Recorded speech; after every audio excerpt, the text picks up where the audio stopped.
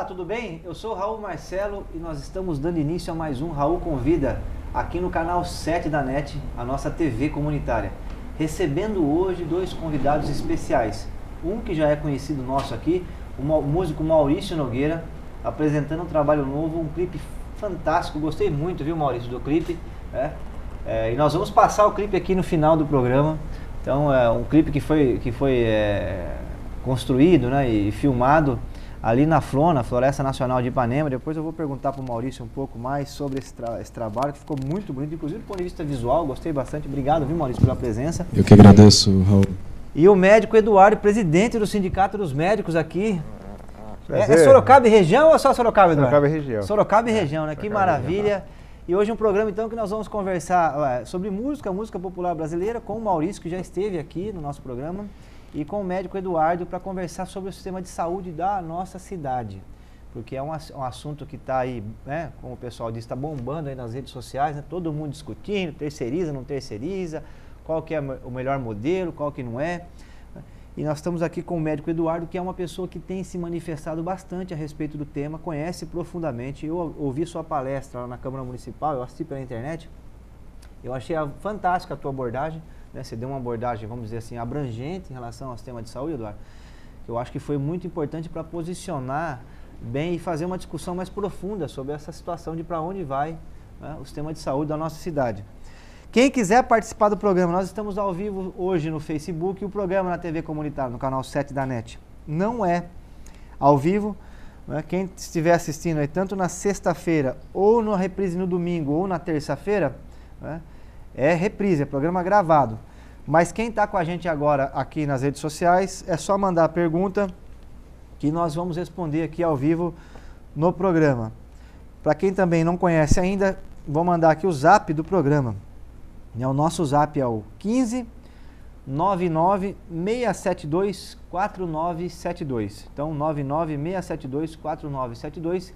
Quem quiser entrar em contato com o programa Raul Convida, bater um papo com a gente, levantar uma questão, dar uma sugestão, é só mandar aqui que a gente vai respondendo, ler os comentários também e vamos tocando aqui a nossa caminhada. Eu vou começar o nosso bate-papo aqui com o médico Eduardo, que é o presidente do Sindicato dos Médicos da nossa região. Perguntando para você, eu vi a palestra tua e você fez uma análise abrangente, então eu vou aproveitar o teu conhecimento na área, né? Antes de falar de Sorocaba, tratar sobre a questão nacional. E aí puxando um gancho com o Drauzio Varela. O Drauzio Varela disse numa palestra recente, Eduardo, que o sistema de saúde nosso, o SUS, ele é uma revolução no Brasil. E que ele tinha um problema, que é o problema do financiamento. Mas que ele, do ponto de vista jurídico, foi um grande avanço. Até então, a gente tinha atendimento de saúde nas Santas Casas, era uma coisa mais filantrópica, né, da benemerência. E, de repente, se coloca na Constituição a saúde como um direito universal. Você acha isso também? E como é que você faz um balanço aí? Hoje nós estamos o quê? De 88 para cá, já tem uma longa caminhada, né? Qual que é o balanço que você faz desse sistema único de saúde nosso? Você como operador do sistema, né? Exato. Eu sou sindicalista, médico ortopedista, né? Eu estou com 20 anos de formado e o SUS tem 30, né? Então a gente não pode cobrar do SUS aquilo que é um sistema que tem apenas 30 anos, né? Podemos dizer que o Brasil, ele demorou muito tempo para reconhecer que todas as pessoas têm direito à saúde. Então, a ONU, em 48, ela iniciou dizendo que todas as pessoas têm o direito à saúde, como um direito universal. E o Brasil demorou 40 anos, até 88, a saúde não era considerada um direito universal. As pessoas dependiam das santas casas, dependiam da caridade. As pessoas que tinham direito à saúde eram as pessoas que pagavam, tinham a carteira assinada e acabavam pagando o INPS, o antigo INPS. Então elas tinham direito porque eles pagavam a previdência. Ou tinham algum plano de saúde. A partir de 88, na Constituição, graças ao mais importante de todas as conferências, que foi a 8ª Conferência de Saúde, que foi realizada em 86, passou-se a reconhecer que todo cidadão tem o direito à saúde. Então, o SUS é maravilhoso. O sistema, realmente, como por princípio, ele reconhece que todo cidadão tem o direito à saúde, é igual, é um princípio de igualdade, de equidade, ou seja, aquelas pessoas que mais precisam, elas precisam de mais atenção, e ele tem a questão da estruturação do mais simples para o mais complexo. Então eu tenho uma coisa que eu não sei se eu já comentei, que é a questão de você imaginar no Brasil, muitas vezes a gente imagina as pessoas você imagina no morro, as pessoas descem para roubar, né? Rouba porque vai usar droga, né? Não se fala isso? Você imaginou se as pessoas descessem para roubar para comprar remédio para a mãe? Ou para comprar um quimioterápico, ou remédio para AIDS? Poderia estar acontecendo isso no Brasil, ou para pagar uma cirurgia, se não houvesse o SUS. Então, é uma situação hipotética que a gente está colocando, mas o SUS realmente é revolucionário. E algumas pessoas podem pensar assim, mas eu tenho plano de saúde, não dependo do SUS. Não, o SUS é um sistema universal e todas as pessoas, independentemente de ter ou não plano de saúde, podem ser acidentados e cair no hospital regional e ter o primeiro atendimento pelo SUS. Né? Não, e uma coisa curiosa, doutor Eduardo, é que a campanha contra a dengue, quem organiza é o Sistema Único de Saúde. E independente da pessoa ter um plano ou não, ela é atingida, porque se o SUS não investe, né, a dengue, o mosquito da dengue, ele vai aí, chikungunya, né? Então, assim, o controle epidemiológico no país é feito pelo Sistema Único de Saúde. E ele pega quem tem plano, quem não tem, quem tem seguro, quem não tem classe social. Então, assim, a organização do SUS, ela vai muito além daquela consulta com o médico, né, ou de uma cirurgia, porque a saúde pública é muito mais abrangente, né? E o pior é que o Brasil, nós temos menos de 40% das pessoas tem plano de saúde. Só que essas pessoas gastam mais do que as outras quase 70% que não têm. Então, infelizmente, o subfinanciamento do SUS é gritante. Então, infelizmente, o governo federal gasta pouco, relativamente. Isso desde o governo Fernando Henrique, governo Lula, governo Dilma, isso tem acontecido como regra. Então, eles não têm obedecido à Constituição, que seria gastar no mínimo 10% do orçamento. Os governos estaduais têm gastado mais ou menos a regra, mas não de forma correta, e acabam sobrecarregando os municípios, que acabam sendo os mais penalizados. Infelizmente, é o que tem acontecido. Olha, eu pedi para a produção soltar aqui, nós vamos colocar ali, esse daí são os gastos com saúde pública da União e do Estado de São Paulo, né? Então a gente pode seguir ali, 2015, 102 bilhões, 2016, 108 bilhões, 2017, 117, 2018, 121. Você pode achar, mas teve um crescimento, mas tem que descontar a inflação do período, né? Então, se você desconta a inflação do período, você percebe que aqui no Estado de São Paulo, por exemplo, a gente teve uma diminuição dos investimentos na área da saúde, de R$1 bilhão, né? E o do governo federal, ele se mantém estável, mas depois eu quero conversar um pouco contigo, Eduardo, acho que no próximo bloco, porque o governo Temer ele deu uma mexida forte assim, em relação ao futuro da saúde pública no país. Mas é uma tragédia para nós, porque se a gente olha ali, na União, 121 bilhões de reais, mas o mesmo governo federal está gastando 500 para rolar a dívida pública, né? E deu quase 250 de desonerações. Então, assim, uma parcela disso entrasse no sistema de saúde, a gente podia melhorar em muito.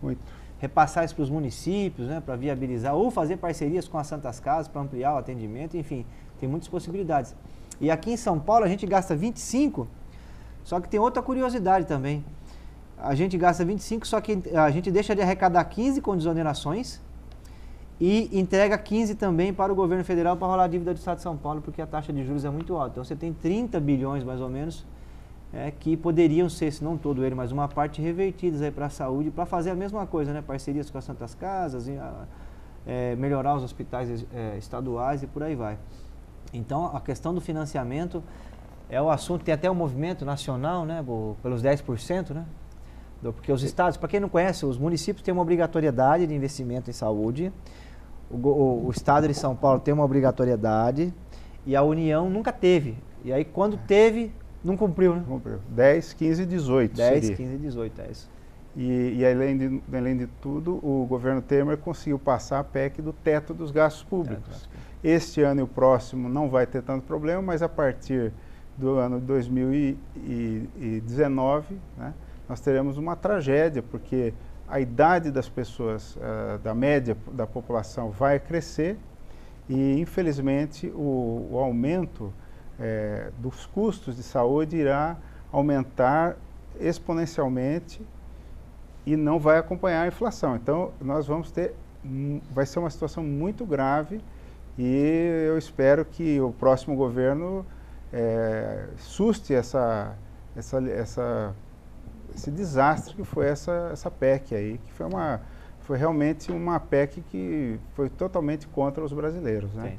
A emenda à Constituição número 95, né? A nossa Constituição Federal aí, que quase sem mudança já desde 88, né? E essa foi uma mudança regressiva, porque o artigo 5º diz que todo brasileiro tem direito à saúde.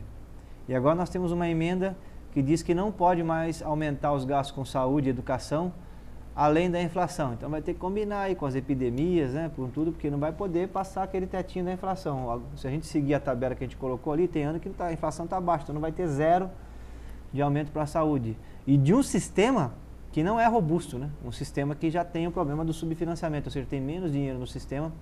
E aí, Eduardo, eu queria fazer uma pergunta, você que opera a ponta do sistema, que tem um nó no SUS, que é o seguinte, porque a ideia original qual era? Que, inclusive os médicos que tivessem um consultório particular poderiam prestar serviço para o SUS e seriam remunerados, como são remunerados, através da tabela do SUS.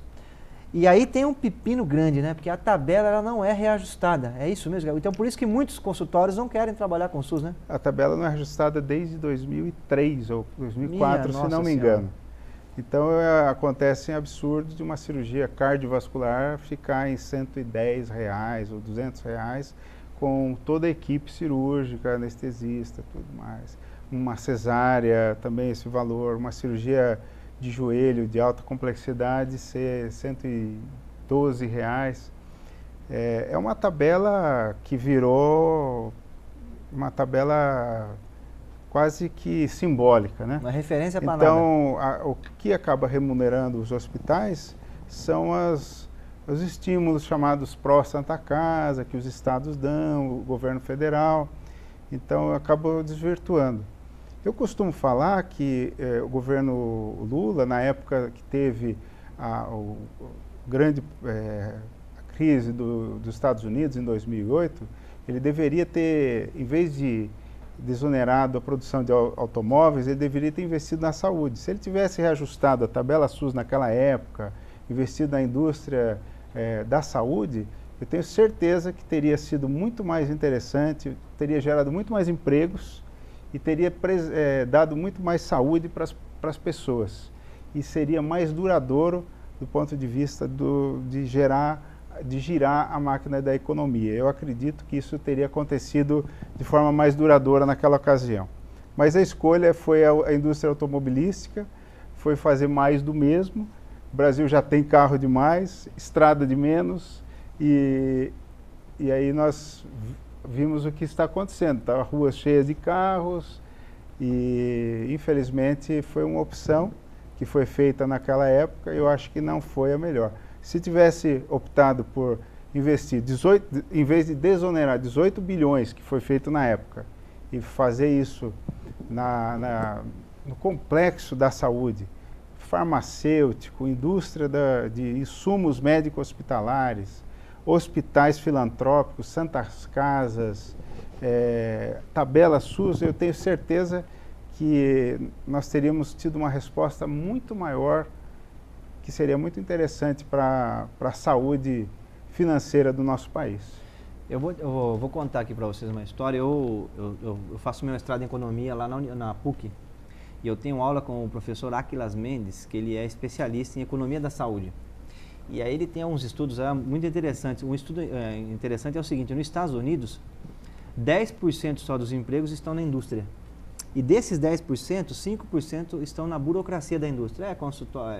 Escritório de advocacia, de RH, a burocracia que precisa para movimentar uma fábrica. E onde tem a maior geração de empregos nos Estados Unidos, sabe onde é a saúde? 22% dos empregos nos Estados Unidos são na área da saúde. É gente cuidando de gente. Então, por isso que, inclusive, toda a eleição lá, a questão gira em torno de empregos e gira em torno da saúde, porque é o tema central. E aqui no Brasil a gente tem um problema grave na balança comercial, né? Em torno de um buraco de 25 bilhões de dólares que o Brasil importa grande parte dos remédios. Quando o aposentado vai comprar o remédio na farmácia, ele está comprando dólar, na verdade.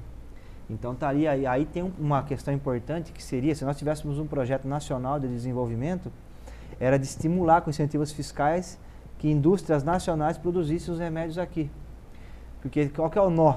O nó é que quando a gente desvaloriza a nossa moeda em relação ao dólar para ajudar a exportação, para gerar emprego aqui, você tem um problema que é o quê? Você dificulta a compra de insumos importados, sobretudo de remédios, e fica caro demais para as pessoas comprarem os remédios no país.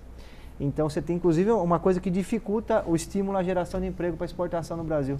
Porque é claro, você vai falar, mas e o pessoal, as pessoas que viajam para o exterior também gostam, né, quando o real fica equiparado com o dólar, tudo bem, né, mas o importante é gerar emprego e cuidar da saúde, né?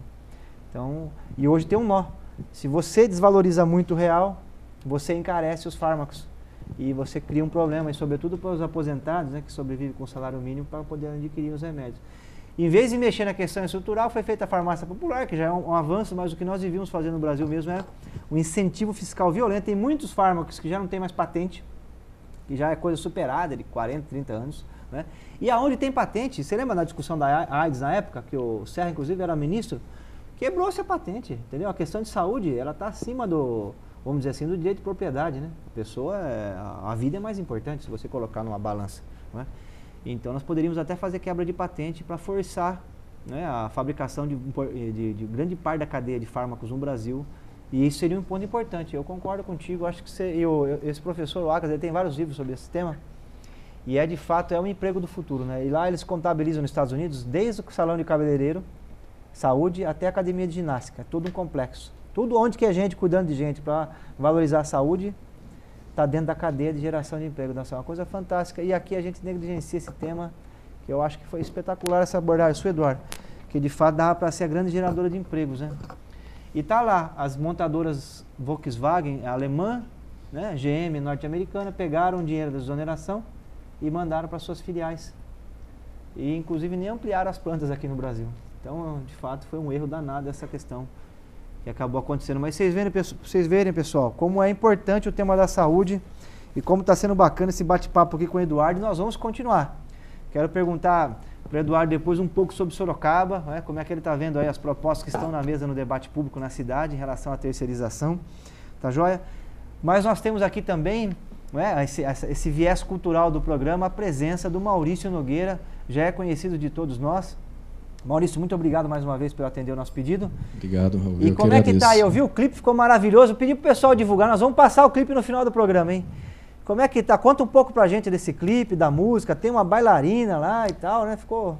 teve a participação especial da Mimi Naoi, né? Que é uma coreógrafa, dançarina, residente aqui na cidade de Sorocaba. E... o clipe foi muito gostoso ter feito. A gente foi um processo, né, rápido, né, de gestação, de como a gente ia produzir o clipe de uma forma que a gente né, a gente não tinha muito orçamento para produção e tal, mas aí em pouco tempo a gente conseguiu chegar num resultado que foi bem bacana, as pessoas gostaram, a gente está recebendo bastante... Né? O pessoal está gostando. E essa música do clipe, ela está dentro do disco Bicho? Ou não? Ela não. A música Astrolábio, ela faz parte de um EP que eu lancei anteriormente, né? Ah, tá. E já era uma vontade minha de fazer um clipe já há muito tempo, desde quando eu lancei a música, né? De fazer o videoclipe dessa música, né? Então, eu pensei quais das músicas, tanto do álbum, né, do Bicho, como também de outros discos que eu poderia fazer o clipe, e aí a gente resolveu fazer do Astrolábio, por causa que a música ela é muito boa, assim, eu sempre apostei nela, assim, né? Tanto no lançamento dela como áudio, né? Que também na época quando ela foi lançada repercutiu bem, né? A divulgação da música, e depois agora também no lançamento do videoclipe também está sendo super bem recebido, o pessoal tá gostando. E você vai fazer elogiando. o lançamento no Sesc, vai ser do quê? Do disco ou do clipe? Vai apresentar as duas coisas? O lançamento foi agora na quinta passada, né? O show foi quinta passada, foi bem legal também. A gente fez um show com Mas banda. Você vai rodar, né? o Sesc no estado ou foi mais aqui? Então, a ideia é a gente continuar fazendo essa turnê, pelo menos esse ano, né? De mandar né? Circular esse show da forma que a gente conseguir, né? Apesar que hoje, né? Por causa da nossa situação hoje econômica no país, está mais difícil de a gente conseguir veicular um show de um porte grande, que eu gosto de fazer um show com banda, né? Com bastante coisa, com cenário. Inclusive o show que a gente fez teve projeção do Henrique Ravelli. Então é uma coisa que acaba, né, o custo do show fica alto, né? Mas a gente vai tentar, pelo menos esse ano ainda, tentar circular com esse show. Mas eu já estou pensando já numa gravação de disco novo, já material novo, né? Pessoal, para quem não conhece esse disco Bicho, tem uma música, é o carro-chefe do disco, né? Bicho. Tem um trecho que é maravilhoso, assim, uma canção para se ouvir com a alma, a pena de um passarinho. Meus filhos adoram essa música, né?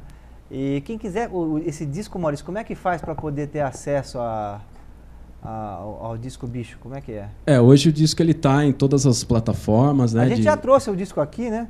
E eu não sei, eu pedi para a produção, se tiver uma cópia aí. Tem um aí. Tem Deixei cópia aí? Um aí. Então nós vamos fazer tá o seguinte. Os primeiros, você tem mais cópias do disco? Tem. Então os primeiros 4 que entrarem em contato com o programa aqui pelas redes sociais ou no Zap, né? Nós vamos mandar aí 4 cópias do disco Bicho do Maurício Nogueira. Então, eu vou pegar com o Maurício depois os discos e a gente manda para vocês, tá? Deixa eu repetir aqui. É porque você já tinha lançado o disco aqui no programa, né? Então, 99672 4972. Então, os primeiros 4 que entrarem em contato com a gente aqui no programa, a gente vai mandar, que é um disco muito legal. Essa música é sensacional. Eu até achei... Quer que eu toque um trechinho dela? Você sabe, Você toca um trecho dela pra gente aí. Eu não vi ela no violão ainda, hein? Só vi ela na guitarra, com todos os instrumentos, mas o violão deve ficar bem bacana também. Uma canção pra se ouvir com a alma, voa pena de passarinho. Mãos dadas nos campos, fé na primavera, amanhã será muito melhor. Assobiando a canção, ererê, no tempo deixei de pensar, pra pensar só em você, pegar carona no trem que pula. Maravilhosa.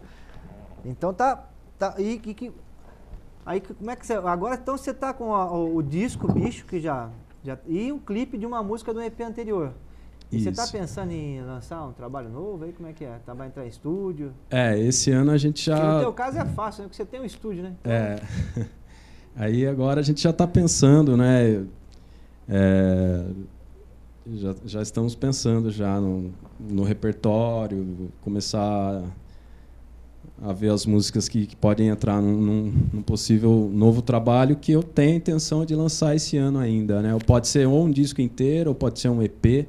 O formato ainda a gente não definiu, né? Deixa eu te fazer uma pergunta. Você achou que é mais fácil agora? Porque eu sei que o Bicho é um disco, mas tem muitas bandas e artistas que não estão mais gravando disco, né? Que estão fazendo só, põe lá no Spotify, nos streamers, o serviço de streamer, né? A ideia sua é gravar CD, continuar gravando CD, ou você vai partir para as novas tecnologias aí? Eu acho que agora, a partir do próximo, o físico, a gente já não vai mais trabalhar com material físico, né? A gente fez o material físico agora do disco Bicho, mas os próximos trabalhos, né? Pode ser que seja um EP ou um disco. A ideia é mais a gente direcionar mesmo na divulgação, né? Na internet mesmo, divulgação online, né? Temos intenção de fazer mais clipes, tal, de lançar algum single, alguma coisa assim. Tem que estar sempre lançando, né? Sempre estar fazendo alguma coisa. Porque às vezes você ficar muito tempo sem lançar um trabalho também, às vezes não é muito legal. Assim, legal sempre estar lançando. Maravilha, depois nós queremos escutar mais uma aí, tá joia? Aí você fica à vontade para selecionar e no final nós vamos ver o clipe. Foi lançado quanto? Faz quanto tempo que está o clipe aí tá circulando? O clipe acho que tem 15 dias. 15 dias? E aí no final nós vamos passar aqui o clipe Astrolábio, né? Astrolábio. Ficou bem legal, bacana.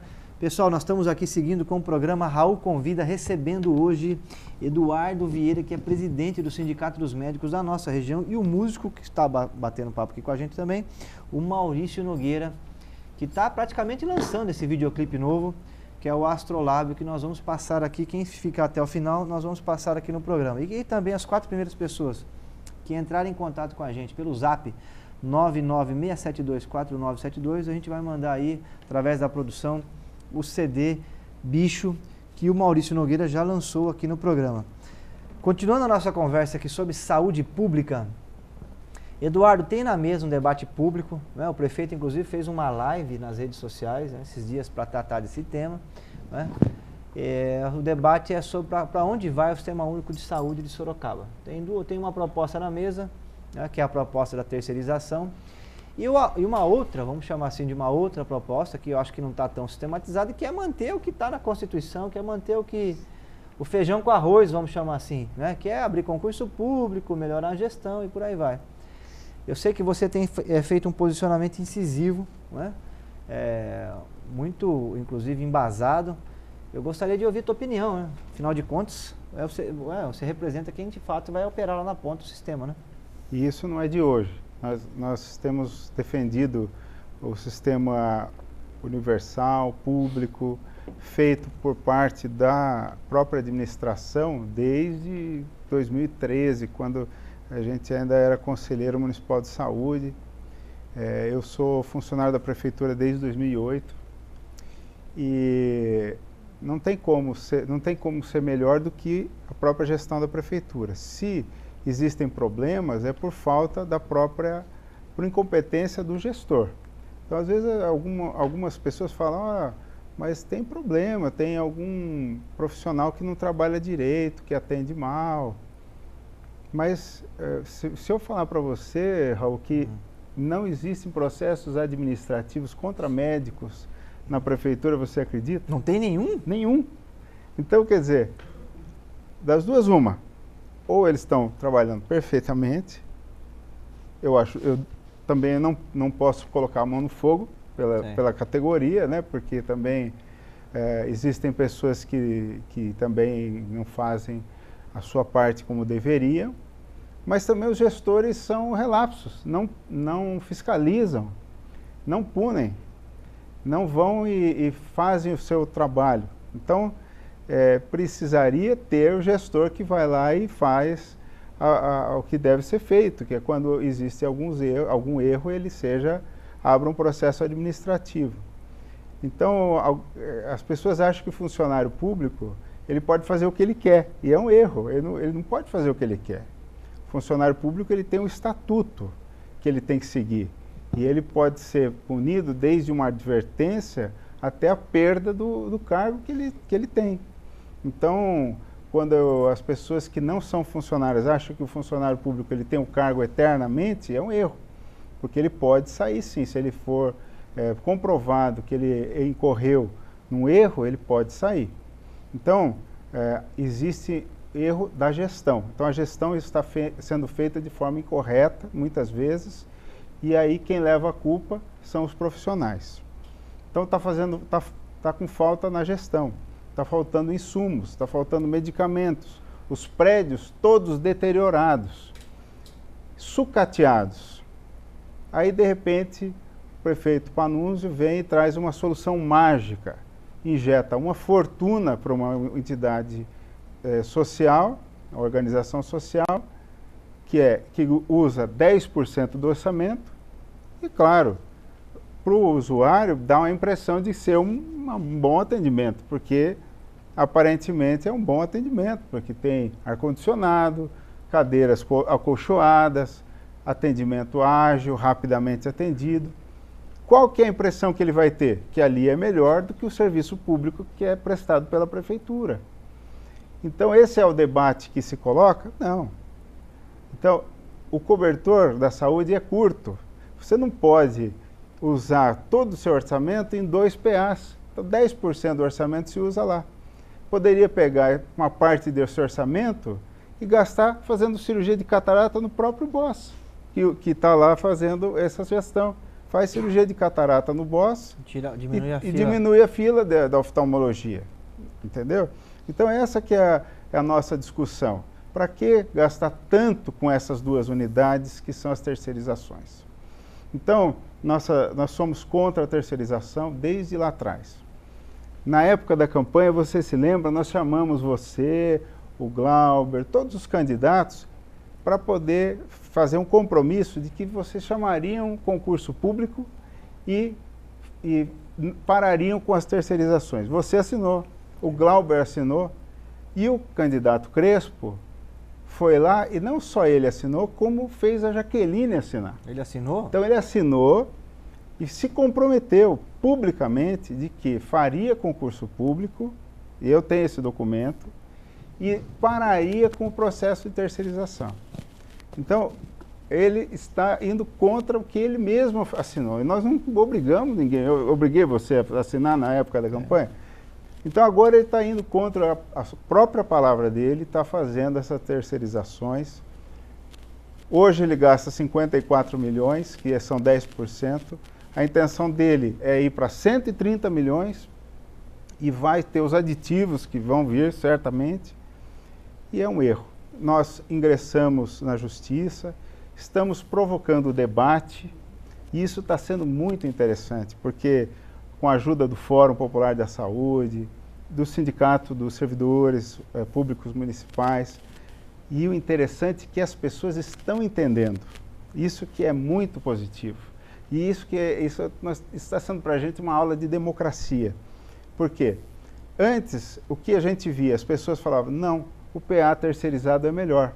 Agora as pessoas estão vendo assim, espera aí, não é bem assim, nós estamos pagando caro, lá está abandonado, não é tão melhor assim. Para pagar caro aqui, eu prefiro que se dê a manutenção desses outros PAs. Então, nós estamos conseguindo o debate e nós estamos conseguindo reverter essa opinião, essa visão na opinião pública. Então, eu acho que nós estamos tendo vitórias tanto no campo jurídico, então os juízes, tanto no Tribunal do Trabalho, reconheceram que o prefeito estava errando ao fazer a terceirização, quanto na Fazenda Pública, e também a opinião pública tem visto que a terceirização, da maneira como está sendo proposta, é um erro e que nós temos mostrado que o melhor caminho é melhorar ainda mais o serviço público.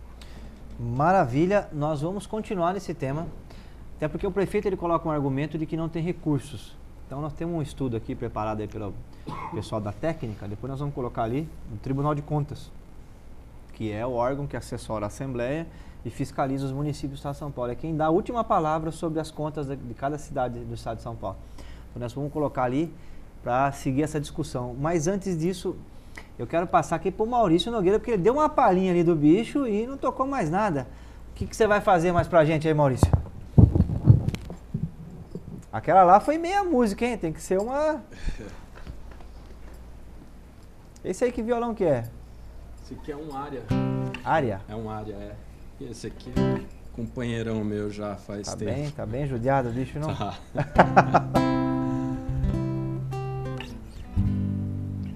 Fazer um astrolábio? Pô, maravilha. Pode ser?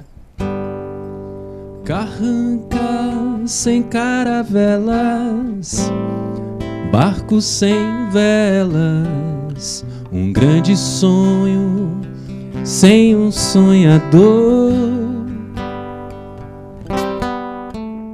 Fugiram da palavra branda, pecar um nome sem perdão, no átrio puro de nossa igreja alma.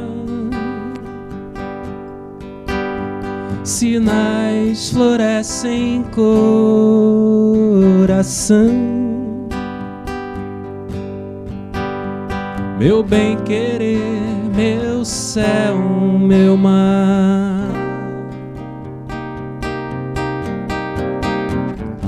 Mandalas, astro, terra, a nudez caótica da lua, astrolábio, computador.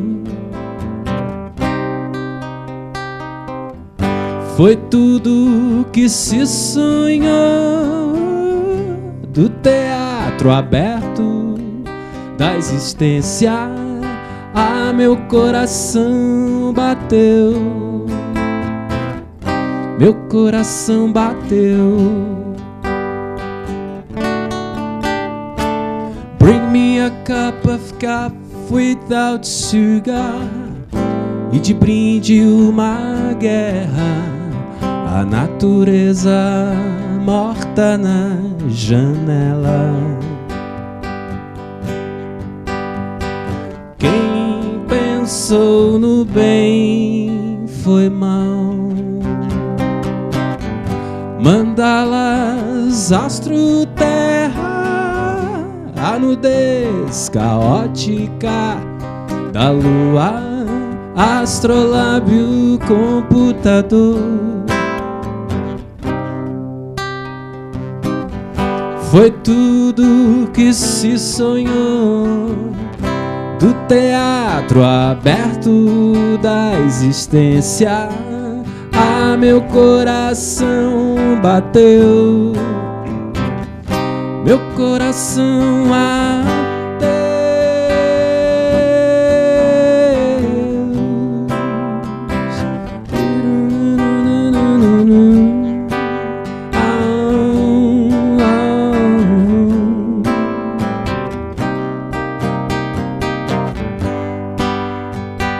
Astro, terra, oh,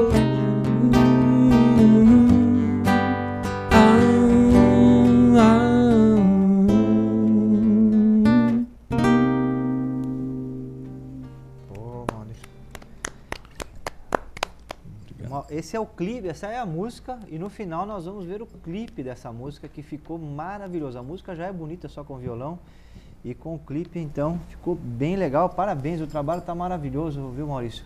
Obrigado. E aí, se vai ter algum... Bom, já teve essa no Sesc, né? Quando vai ter uma nova apresentação, tem alguma coisa em mente? Aí o pessoal poder ver com toda a banda, que com a banda fica legal, né, também. Ainda a gente fez o show agora, recentemente, né? A ideia é, em breve, estar voltando a fazer esse show aqui na cidade, né? Para quem não assistiu, não pôde ver, ter uma outra oportunidade aí de ver o show com banda, com tudo, com projeção. Eu vi uma vez, mas aí não tinha o Disco Bicho ainda, lá no Teatro Municipal, né? Você fez lá na prefeitura lá. Foi bem legal o show. É um músico aí antigo aqui da cidade, já parabéns mesmo, tá muito bonito. E já tem 4 ganhadores aqui, eu vou ler aqui. A Silvana da Silva, muito obrigado, viu, Silvana, por ter entrado em contato. Vai levar aí o CD. A Elza Muniz também vai levar o CD. O Ricardo Santos e o Tadeu Ferraz. Um grande abraço a vocês aí, muito obrigado. Quem entrou em contato depois... não vai receber o disco, mas dá para acompanhar as músicas no YouTube, né? Tem bastante coisa lá no seu canal do YouTube. Tem o clipe, YouTube, tem o clipe, música, tem bastante Spotify, coisa lá. Tem no Spotify também. Deezer. Dá para seguir acompanhando aí o trabalho do Maurício Nogueira, é só clicar lá no canal dele. Tá joia? Hoje o Raul convida, um Raul convida especial aqui no canal 7 da NET. Quem pegou o programa do meio para frente, fala, pô, mas eu perdi a primeira parte, nós vamos ter a reprise no domingo, às 11 horas da manhã, e na terça-feira, às 18 horas, aqui mesmo no canal 7 da NET, a nossa TV comunitária. Tá joia? A importância da TV comunitária no nosso país, né? Nós que carecemos aí tanto de um meio de comunicação democrático, né? Se a gente pegar a Inglaterra, eu sempre falo isso, a Inglaterra, o principal veículo de comunicação lá é uma TV comunitária, a BBC. É a BBC, e abre espaço para todos. Toda discussão sobre saúde, que lá na Inglaterra é tudo público, né? Mas você tem os dois lados na mesa sempre debatendo. E aqui no Brasil tem uma dificuldade de ter o lado da defesa do SUS, por exemplo, né? Então, o lado da cultura, né? Promover a cultura regional, a cultura do nosso país. Então, a TV comunitária ela é sensacional, muito importante. E fica na torcida nossa aí para que tenha uma reforma dos meios de comunicação no Brasil, porque quando a gente fala em democracia, viu, pessoal, a gente fala em escolha. E não dá para escolher se a pessoa não tiver informação em relação aos produtos que estão na prateleira. O ato de consumo, ele é muito parecido também com o ato democrático. A pessoa vai no supermercado comprar um produto, mas se ela não tiver informação sobre aquele produto, ela vai levar qual? Que tem mais propaganda. O ato democrático, quando a gente vai fazer as escolhas no processo eleitoral em relação a qual o rumo da cidade, o rumo do estado, o rumo do país, pressupõe que a pessoa tenha essa bagagem também, saber quais são os projetos que estão na mesa. E ela tem dois caminhos para fazer isso. Ou o sistema educacional forte, que não é o caso do Brasil, ou um sistema de comunicação democrático, onde todas as propostas de sociedade sejam apresentadas. Então nós temos esses dois problemas no Brasil, o que complica bastante a nossa democracia aí tão nova e tão combalida já, né? Sabe que uma coisa que me chama a atenção, hoje em dia a gente vê muitas vezes programas sobre saúde, mas esses programas que a gente vê mais desinformam do que informam, porque muitas vezes são voltados ao consumo ou a, por exemplo, promover um determinado medicamento, um determinado médico. Se você assistir alguns programas da manhã, que tem algumas TVs, eles estão lá para promover aquele médico ou aquele medicamento, não são realmente para promover a saúde, né? Discute então, a saúde pública. Às vezes as pessoas ficam alarmadas com alguma coisa que realmente não tem uma verdadeira importância do ponto de vista da saúde pública, mas como é para promover uma situação de estética ou uma coisa mais cirurgia comercial. Hoje, não é, Eduardo? É o que mais se fala comercial, na imprensa, até você vê médicos famosos que aparecem, né? Eles pagam valores altos para acabar aparecendo naqueles canais. Então, muitas vezes, a própria saúde ela entra nessa questão comercial e é de uma forma muito sutil também. Então é complicado. E quando a gente fala em saúde do ponto de vista de uma população, né, 210 milhões de habitantes, você fala que é postinho que nós precisamos no Brasil, né? É o posto de saúde lá para atender, diz que resolve 80% dos problemas de saúde da população, né? Um postinho bem organizado, né? Sem estar sucateado, com enfermeiro, com assistente social, com a equipe médica, tudo o entorno, né, que dá retaguarda, né? E, sobretudo, gerando a confiança entre o médico e o paciente, né? Porque aquele posto de saúde que o médico conhece a sua população daquela região e a pessoa conhece o seu médico, é o que há de melhor. Na Inglaterra, porque você falou, existe um médico de família que aquela pessoa não pode procurar outro médico senão daquela região. E aí o médico já sabe se o cara tem hábitos, os hábitos, se fuma, tudo, né? Se é sedentário, se faz uma caminhada, se tem alguém na família que já teve algum problema. Então, inclusive a consulta, ela pode ser até mais rápida e pode ser profunda, porque o cara já conhece o quadro da família inteira, já sabe. Se tem uma suspeita de câncer, já sabe, vai ter outra pessoa na família que teve câncer, então você já começa a olhar diferente. Então, esse trabalho, essa coisa comunitária da medicina, que eu acho que ela passa ao largo do debate público que nós temos, né? Que é muito mais voltado para casos excepcionais, né? Essa questão mesmo de cirurgias plásticas, né? Que o Brasil aí é um dos campeões mundiais, né? Uma coisa surreal essa. Um país que não tem postinho ser campeão de cirurgia plástica, né? Umas coisas assim. Mas, Eduardo, eu quero retomar o assunto contigo aqui, é o seguinte: a administração pública municipal, através do atual prefeito, coloca na mesa o seguinte: não tem dinheiro para fazer concurso público, então por isso que não fizeram nenhum até agora, né? E aí os sindicatos, os movimentos sociais tal, colocam que não, tem dinheiro. E aí eu resolvi perguntar para o Tribunal de Contas, que é quem organiza as contas, é ele que dá a última palavra sobre as finanças dos municípios. Eu vou pedir para a produção colocar aqui para nós, até para quem está em casa possa ver o gráfico que o Tribunal de Contas nos encaminhou. Só pedir para virar a televisão aqui para eu poder ler o relatório junto com o Eduardo aqui que está com a gente. Eu tô quase precisando do óculos, viu? Olha lá, vamos lá. Você vai ver ali, ó. Eu tô com a televisão da esquerda ali, né? Mas eu consigo ver. Olha lá. Deixa eu ver aqui. Vamos lá. Isso, boa. Período. Olha lá, período. 2012, 2016, gastos 955 milhões, receita corrente líquida 2 bilhões e 254 milhões, 42,3%, permitido pela lei de responsabilidade fiscal 54%, né? 2017, 954 milhões, deu até uma quedinha, hein? Receita corrente líquida 2,100, essa é a crise, né? Quando a crise ela se instala na cidade de Sorocaba, 43,7, o limite 54. O que acontece para quem não está em casa? No Brasil foi aprovada em 2001 uma lei de responsabilidade fiscal. Então o que essa lei colocou? Ela limita a contratação de pessoas até o máximo de 54% da receita corrente líquida, aquele recurso que entra, né? O tributo, o IPTU e tal, são os recursos que entram na prefeitura. Então ela coloca isso como uma limitação. Nenhuma prefeitura do Brasil pode gastar com o pessoal mais do que 54% da receita corrente líquida durante aquele ano vigente. Então, o município que passa disso, ele tem problemas com o Tribunal de Contas. O gestor, inclusive, né, prefeito no caso, pode até responder o processo por improbidade administrativa. E aí eu vou pedir para a produção voltar à tabela, para a gente perceber que para o Tribunal de Contas, né, a gente tem uma margem aí, Eduardo. O último levantamento, 44,4%, a gente podia subir para 54%, então tem 10,5% de margem para fazer contratação, ou seja, para fazer concurso público, né? As prefeituras que chegam nos 54%, que elas fazem a terceirização, que é uma forma de escapar dessa lei. Na época nós ficamos contra essa lei, porque eu achei uma coisa sem pé sem cabeça. Você pode contratar um terceirizado, mas não pode contratar um concursado, né?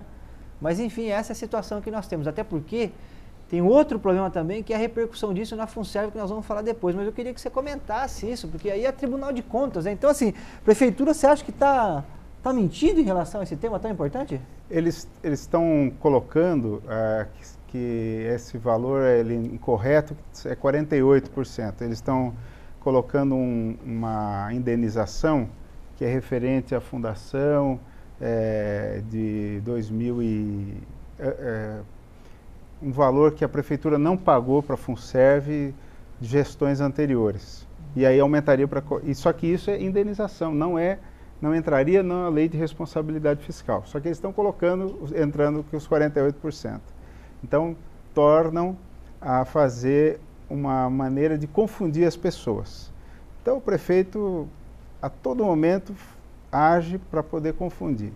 Eu acho que está ficando cada vez mais claro que ele vai ter que abrir o concurso, que ele vai ter que voltar atrás. Eu falo assim, antigamente só rei da Medo-Pérsia que não podia voltar atrás, de jeito nenhum, né?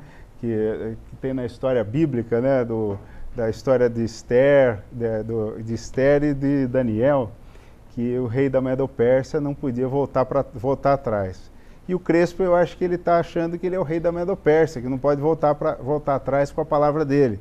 Porque antes ele disse que não faria concurso público na gestão dele, e ele vai ter que voltar atrás, porque esse é o único jeito de solucionar a situação da saúde e da educação também. Eu ontem fiquei sabendo que eles estão com 100 professores substitutos, trocando a todo momento na educação. Uma coisa de louco.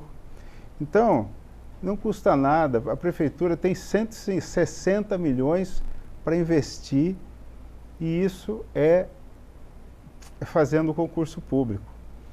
Fazer concurso público é uma garantia para a população de que aquela pessoa que vai servir a população é aprovada, sabe? É uma coisa que dá tranquilidade para as pessoas de que ela vai ser atendida, que vai ter alunos, o seu filho terá aula por uma pessoa que foi aprovada por uma pessoa que passou por um concurso público. E dá oportunidade para várias pessoas que estão aí nos ouvindo e que estão buscando um emprego e que tenham oportunidade de ser contratado pelo serviço público. Então, muitas vezes vem aquela ideia de que nós, que somos sindicalistas, somos corporativistas. Mas que tipo de corporativismo é esse que está defendendo aqueles que virão? É interessante isso, né? O corporativismo daqueles que virão. Então, eu acho que esse argumento é totalmente falho, totalmente sofismático. Então, o prefeito, eu já disse e repito. E se fizer o concurso público, você acha que os médicos vão se habilitar? Vão Tem se médico aí habilitar. querendo trabalhar na a prefeitura. pediatria já estão fechando a pediatria da Zona Norte. Isso é a notícia agora.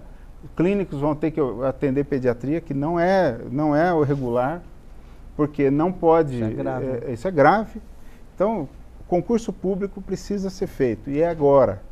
Eu já disse para outro meio de comunicação que nós, do sindicato, estamos dispostos a ajudar, cooperar o prefeito de todas as formas, desde que ele não venha com a ideia da terceirização, para que de todas as formas, para que nós possamos ter um concurso, para que nós temos várias ideias para que eles possam preencher da melhor forma possível e que ele possa preencher os cargos que precisam ser preenchidos, no caso dos médicos. E o problema, tem um problema aí, né, Eduardo, que é o seguinte, o concurso público não faz uma canetada, viu, pessoal? Ele tem um prazo de maturação, as pessoas fazem as provas, aí tem um prazo para validar e tal. Então, mesmo que a prefeitura fizesse agora, nós vamos conseguir resolver isso aí daqui a alguns meses só, né? E até o médico começar a trabalhar... Mas existem alguns que já estão aprovados em concurso anterior. E dá para fazer o chamamento. Já dá para fazer o chamamento. Então aí dá para resolver de forma mais célere. Mais rápido. Então tem o chamamento e daí já pode também preparar para fazer o próximo. Né? Então tá aqui, existe, né, aqui nós estamos, na verdade, qualificando mais o debate, né? Porque de fato, segundo o Tribunal de Contas, e está aí, né? Esse passivo que é dito, ele não pode ser incluído nessa conta. Não pode. Ele entra em outra área, em outra rubrica orçamentária. Ele não pode entrar dentro dos gastos com o pessoal. O espírito da lei, eu acredito que o espírito da lei era o seguinte: havia as prefeituras que extrapolavam, tinha 80%, 90% de pessoal e não tinha como investir. Não era para poder terceirizar. O espírito da lei é esse. Agora, usar o espírito da lei para poder argumentar para terceirizar, não é essa a ideia, né? Eu acho que esse é o sentido, né? E aí tem um outro problema mais grave ainda, que é um problema de fundo, viu, pessoal, que é o seguinte: o Constituinte foi muito sábio em 88, quando montou o sistema. O que foi pensado ali? Bom, todo mundo agora vai entrar pela porta da frente, que é por concurso público nas administrações públicas. E aquele que entrar no concurso público nas administrações públicas vai fazer uma contribuição previdenciária para um regime próprio de previdência, que no nosso caso aqui é a FUNSERV, né? Na medida em que você começa a fazer a terceirização, você começa a ter pessoas cumprindo função pública, mas que não contribuem para o regime próprio da FUNSERV, contribuem para o regime geral lá de Brasília. Não?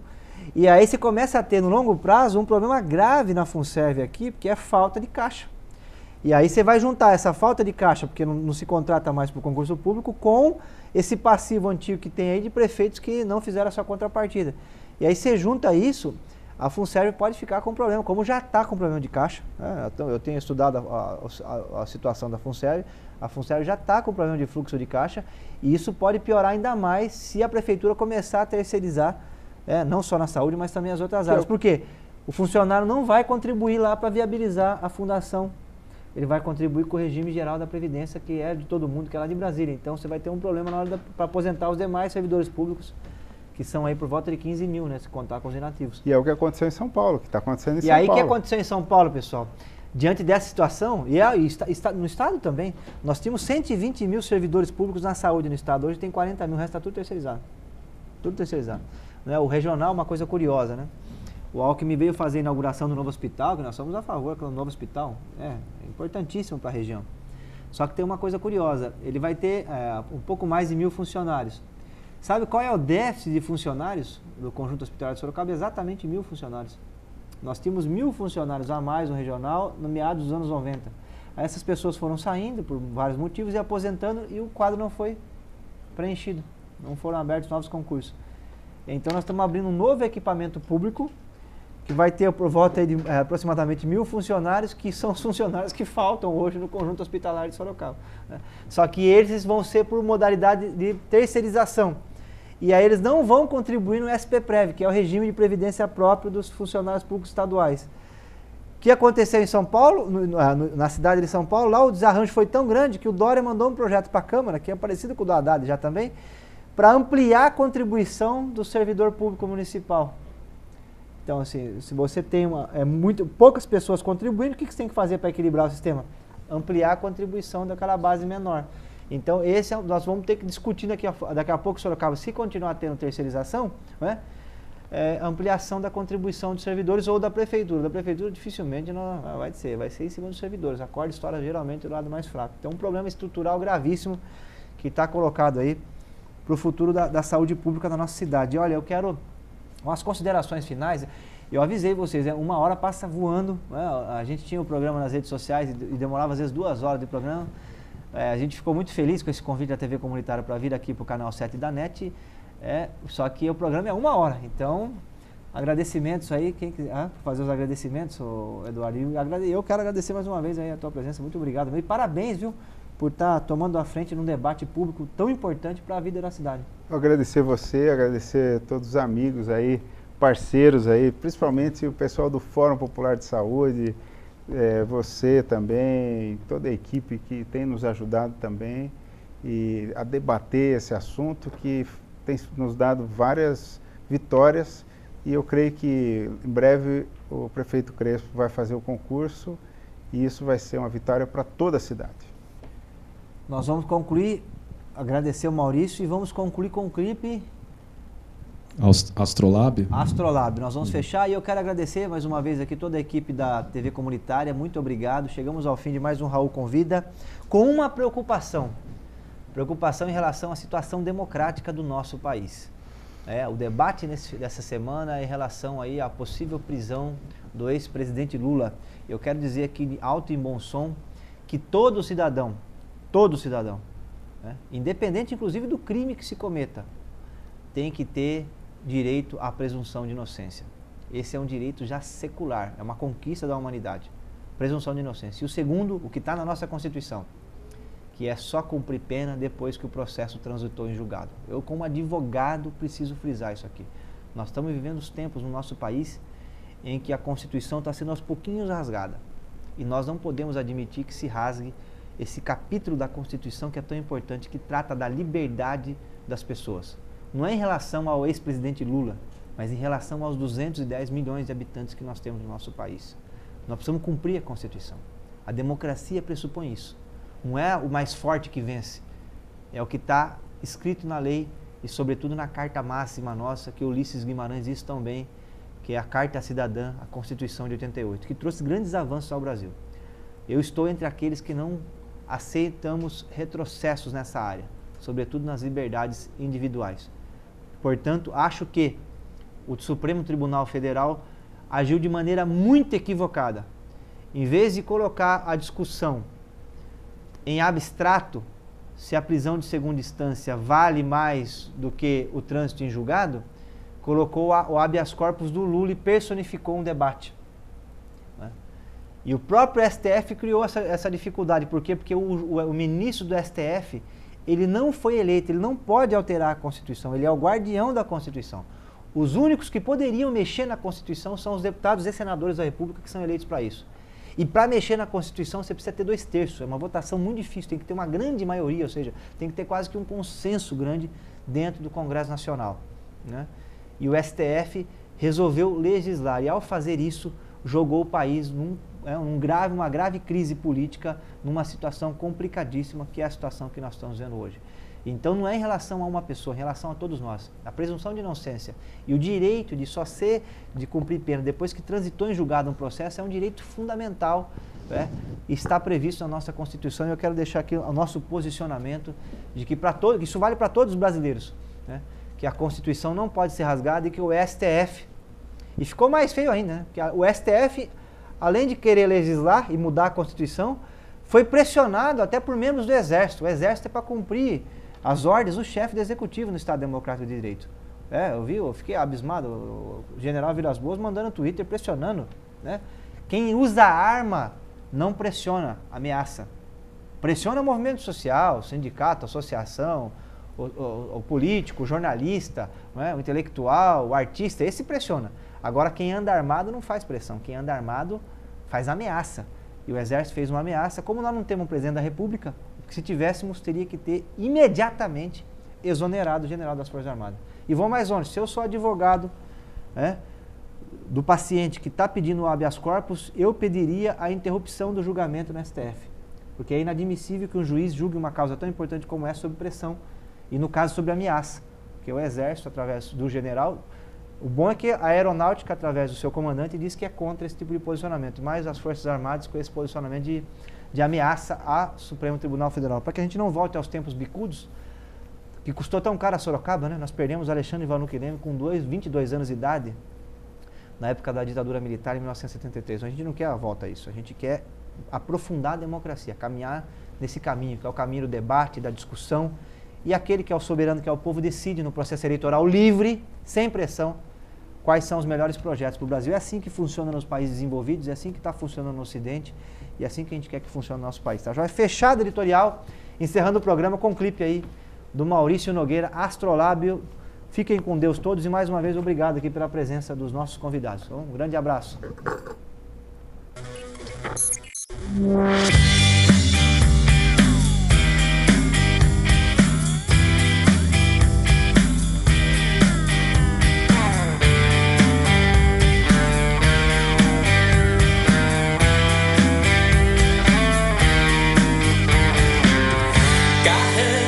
Sem caravelas, barcos sem velas, um grande sonho sem um sonhador. Fugiram da palavra branda, pecaram nomes sem perdão, no átrio puro de nossa igreja.